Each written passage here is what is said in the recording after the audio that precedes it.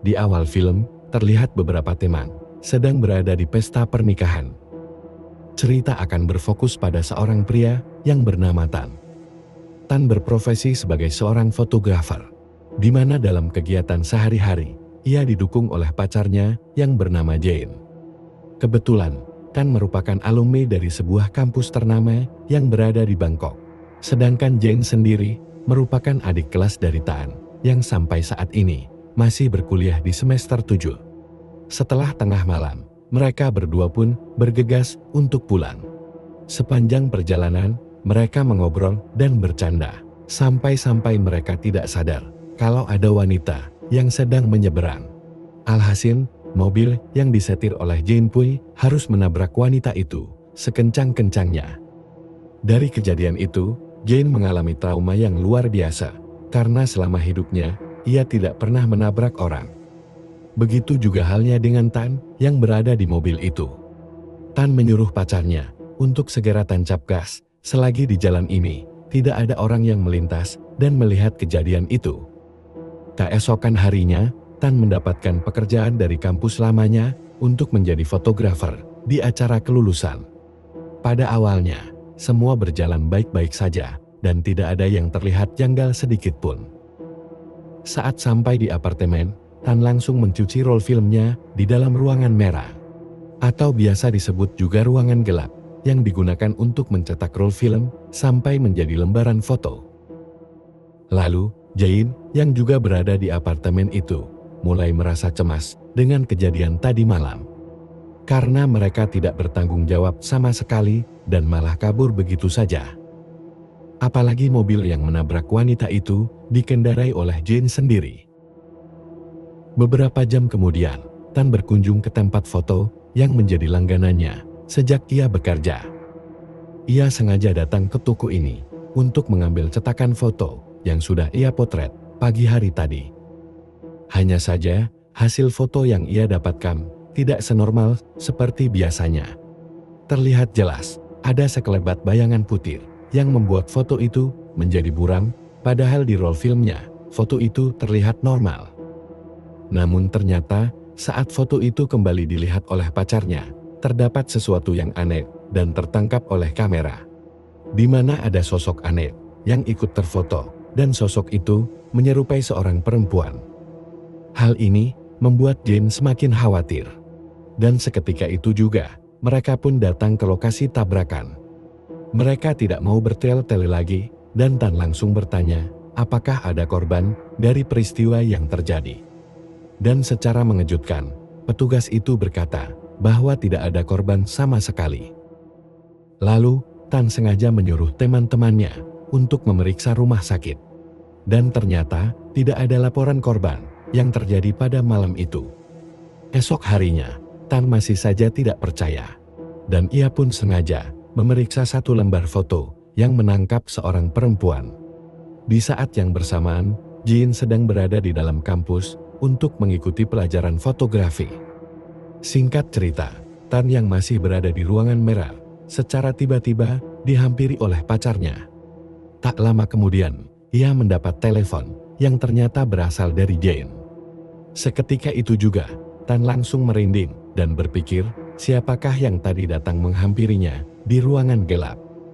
Setelah menjemput Jane, Tan langsung merasa tidak enak badan dan lehernya mengalami rasa pegal yang luar biasa. Lalu, ia pun berkunjung ke rumah sakit untuk menjalani pemeriksaan. Beruntungnya, setelah dironsen, tulang-tulangnya terlihat baik dan tidak ada masalah sedikit pun. Kemudian Jane yang sedang berada di apartemen Tan masih penasaran mengenai foto-foto itu. Setelah dicocokkan, ternyata bayangan putih itu membentuk pola yang mengarah pada suatu ruangan di kampus mereka. Saat itu juga, Jane langsung datang ke kampusnya hanya untuk mencari tahu mengenai ruangan itu. Dari sini terlihat jelas bahwa ruangan yang dimaksud adalah ruangan laboratorium. Namun anehnya, angin yang ada di ruangan ini benar-benar kencang hingga membuat Jane merasa panik. Dari kepanikannya, ia secara tidak sengaja melihat sebuah foto yang berada di ujung ruangan. Di foto itu terlihat ada seorang perempuan yang sedang memegang sebuah piagam. Jin, yang baru saja melihat perempuan itu, langsung teringat dengan korban yang ia tabrak, dan juga sosok yang terfoto oleh pacarnya. Anehnya, Jin juga menemukan sebuah foto yang memperlihatkan pacarnya sedang berdua bersama perempuan itu. Di sisi lain, Tan sengaja menghampiri temannya yang baru saja menikah untuk bercerita. Tapi, bukannya disambut oleh temannya, Tan malah disambut dengan kondisi apartemen yang begitu kacau. Dari ujung ruangan, ia melihat temannya sudah memanjat balkon apartemen dan langsung melompat begitu saja. Saat berada di rumah sakit, Tan dihampiri oleh istri temannya yang merasa tidak percaya dan langsung bertanya kepada Tan. Wanita itu bertanya apa yang sebenarnya terjadi kepada suaminya. Di tengah perasaan sedih, wanita itu memberi informasi bahwa kedua teman suaminya juga sama-sama melakukan bunuh. Teman-temannya itu adalah orang yang sama dengan teman yang menghadiri acara pernikahan di awal film. Sepulang dari rumah sakit, Jin memberanikan diri untuk memperlihatkan foto pacarnya yang sedang bersama perempuan misterius itu. Seketika itu juga, Tan sangat terkejut dan tidak menyangka saat melihat foto itu. Dan mau tidak mau, ia menjelaskan bahwa perempuan itu merupakan mantan pacarnya saat masih kuliah. Perempuan itu bernama Natri, dia adalah gadis yang pendiam dan juga lugu. Karena sangat pendiam, Natri menjadi tidak punya teman. Dan saat itu, teman-temannya Tan beranggapan bahwa Natri adalah perempuan yang aneh. Tapi hal itu tidak sejalan dengan pikiran Tan. Ia merasa kasihan dengan Natri, dan pada saat yang bersamaan, ia berpacaran dengan Natri secara diam-diam tanpa diketahui oleh teman-temannya.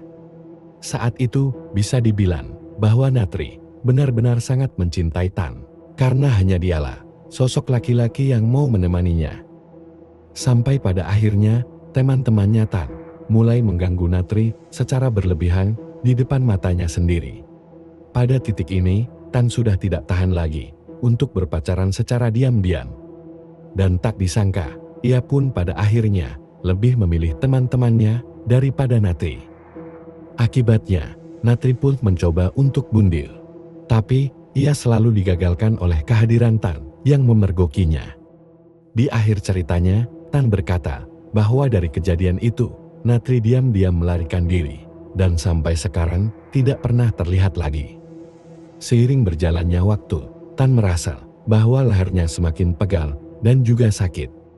Ia sempat berpikir, mungkin saja ada penyakit langka yang menyerang dirinya.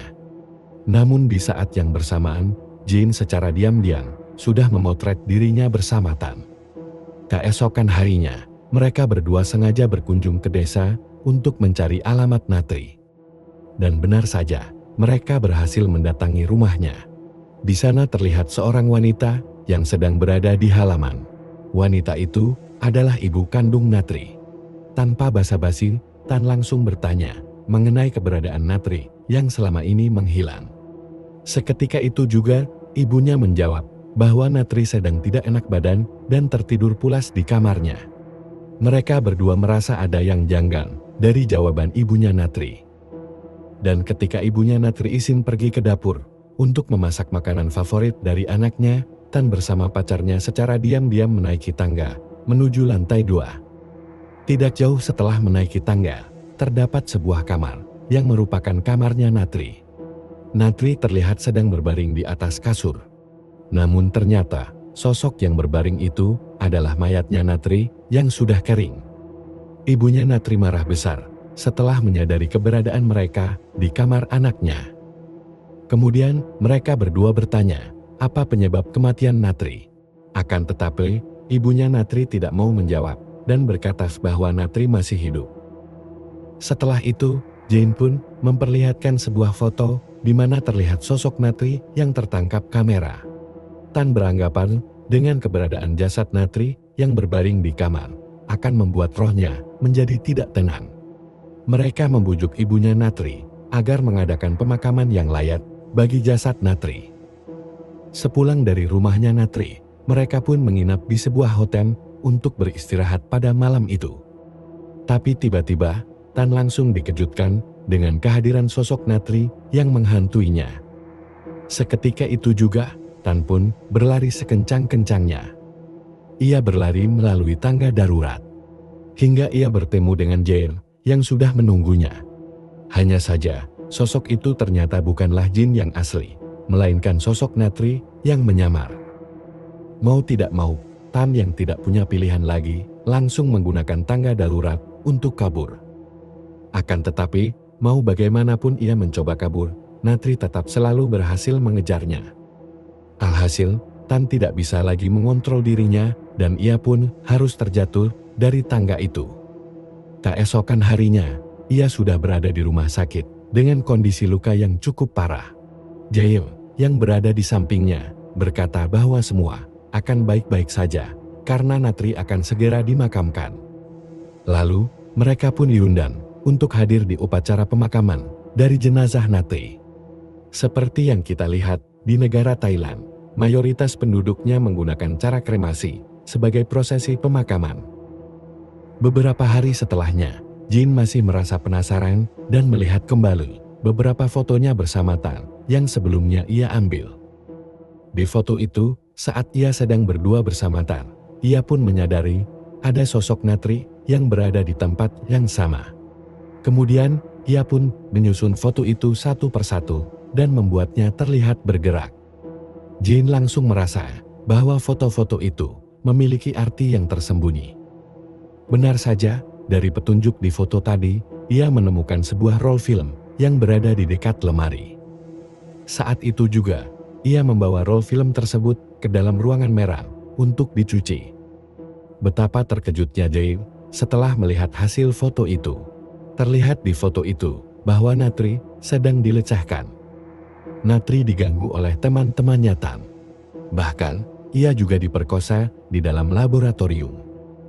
Di saat yang bersamaan, Tan masuk ke dalam ruangan merah dan sangat terkejut ketika melihat Jae yang sudah menangis.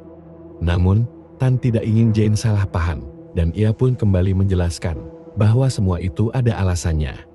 Saat kejadian di hari itu, Tan berada di sana dan memergoki teman-temannya sedang memperkosa Natri.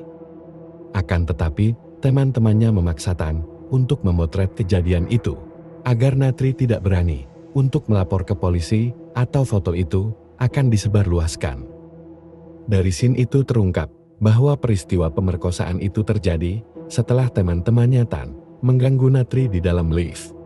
Dengan kata lain, Tan sengaja menjauhi Natri bukan karena memilih teman-temannya, melainkan ia sudah mengetahui bahwa Natri tidak lagi menjadi milik Tan sepenuhnya. Tapi tetap saja, Jane langsung meninggalkan Tan karena sudah sangat kecewa dengan dirinya. Ketika itu juga, karena ditinggalkan oleh Jane, Tan pun langsung menantang sosok Natri untuk hadir di hadapannya. Ia juga sengaja memotret setiap ruangan dengan harapan akan ada sosok Natri yang hadir bersamanya. Namun, karena tidak ada yang terlihat sedikit pun, ia bertambah kesal dan melemparkan kameranya. Kamera itu terjatuh menghadap ke arahnya. Dan tiba-tiba saja, kamera itu langsung memotret secara otomatis. Karena penasaran, ia pun memeriksa hasil foto tersebut.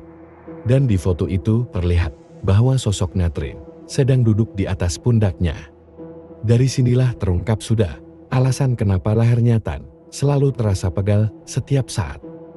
Bahkan, berat badannya juga bertambah 2 kali lipat dari biasanya. Tidak hanya sampai di situ, sekarang, kedua matanya Tan malah ditutup oleh Natri, sehingga ia tidak mampu untuk melihat sekelilingnya. Mirisnya, Tan harus terlempar dari kamarnya dan terjatuh ke lantai dasar. Walaupun Jae sudah tidak lagi menjadi pacar Tan, ia tetap merasa peduli dan sengaja berkunjung ke rumah sakit. Tapi kali ini, rumah sakit yang ia kunjungi adalah rumah sakit jiwa. Di dalam ruangan itu, terlihat bahwa Tan sedang duduk sambil membungkuk begitu parah. Dan yang lebih mengerikannya, sampai detik ini, ternyata ia masih diduduki oleh sosok Natri. Dan film pun selesai.